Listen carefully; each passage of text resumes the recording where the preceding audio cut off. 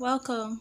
So for the hair extension I used just a very regular one here in my country. You can use anyone that is available to you.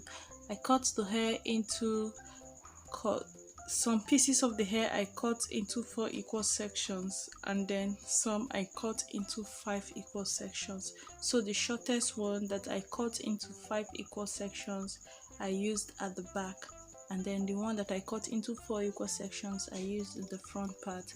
And you can see her hair is a short fussy hair. So this tutorial is how to braid short fussy hair.